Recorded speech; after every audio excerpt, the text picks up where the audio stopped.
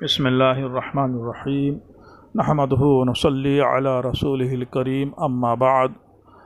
محترم و معزز سامعین کرام، آج ہم آپ کو ایک عجیب اور انوکھے عنوان کے تحت کچھ دینی معلومات فراہم کرنے والے ہیں۔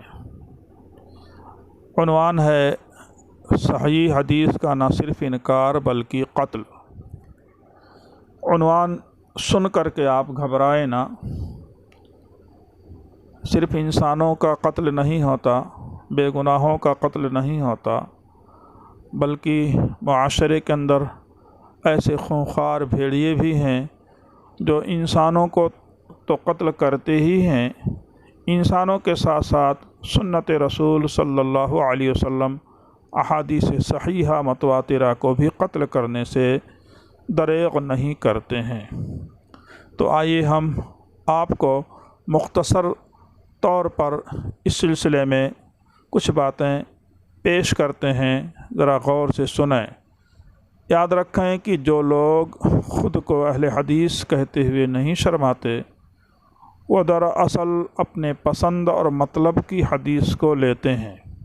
اگر ان کے مزاج کے موافق ہے تو ٹھیک، ورنہ بڑی بے رحمی اور بے دردی سے اس حدیث کا گلا گھونٹ دیتے ہیں، خواہ وہ حدیث صحیح ہو یا ضعیف ہو۔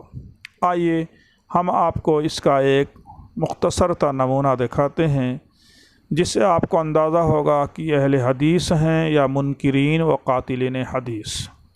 لیکن ان سب واردات کے باوجود ان کا صرف ایک نعرہ ہے، ما اہل حدیثیم دغا نمی شناسیم۔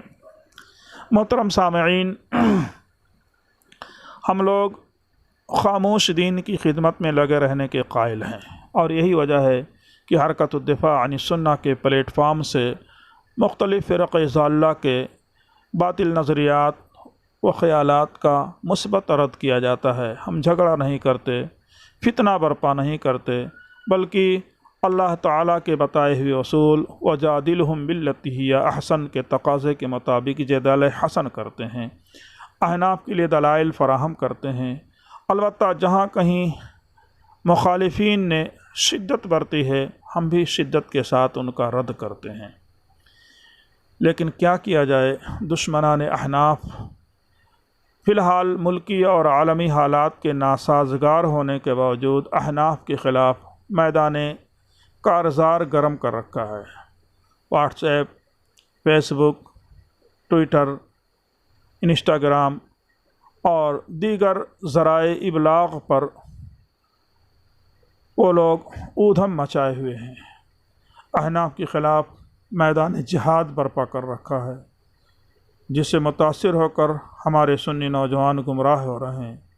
اس لیے دفاع کو ضروری سمجھا گیا تاکہ ہمارے نوجوانوں کو بھی معلوم ہو جائے کہ ان خبیث طبیعت منافقوں نے دین کا کام کم اور اس کو بدنام زیادہ کیا ہے، بلکہ یہاں تک ان لوگوں نے ارادہ پروگرام بنا رکھا ہے کہ دین کو کمزور بلکہ ختم کر دیا جائے، العیاذ باللہ۔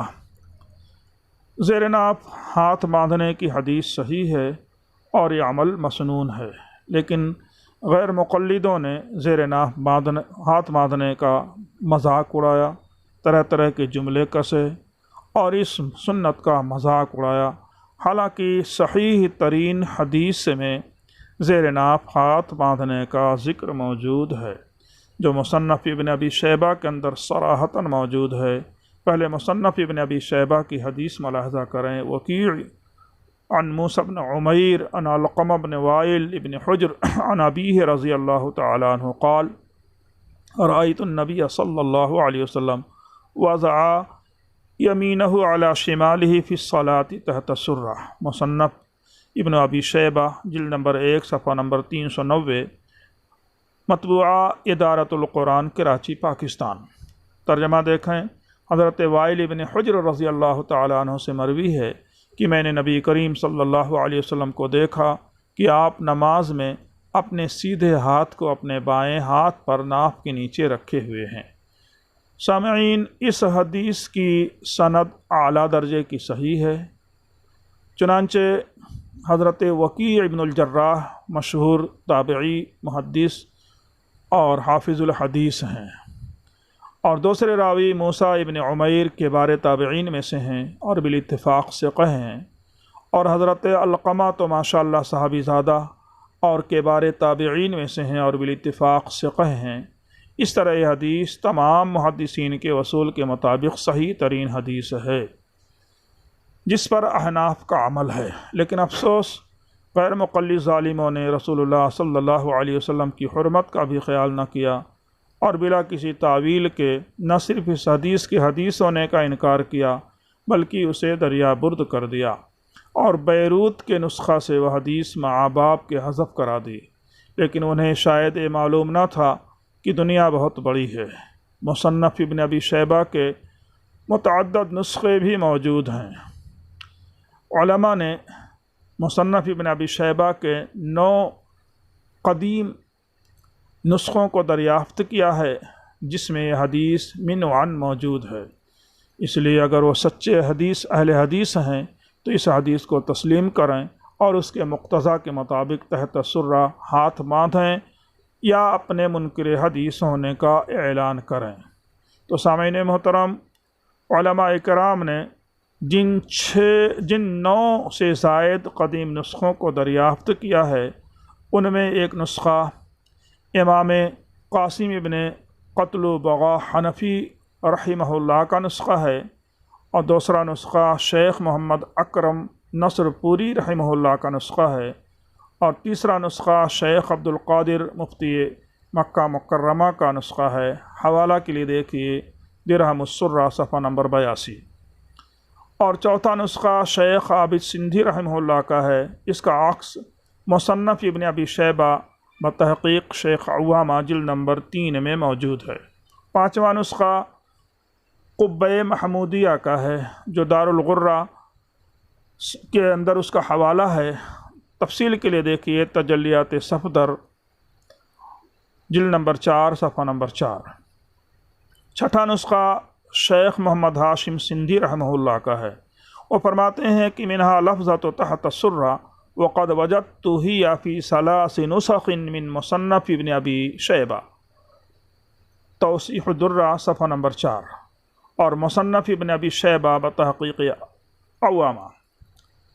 فرماتے ہیں کہ ان میں بہت سے نسخے ایسے ہیں کہ اس میں ہم نے تحت السرہ 3 نسخوں کے اندر ہم نے پایا ہے، یعنی مصنف ابی شیبہ کے 3 نسخے ان کے پاس موجود تھے۔ شیخ محمد ہاشم سندھی فرماتے ہیں کہ ہم نے 3 نسخوں کے اندر تحت السرہ کا لفظ پایا ہے۔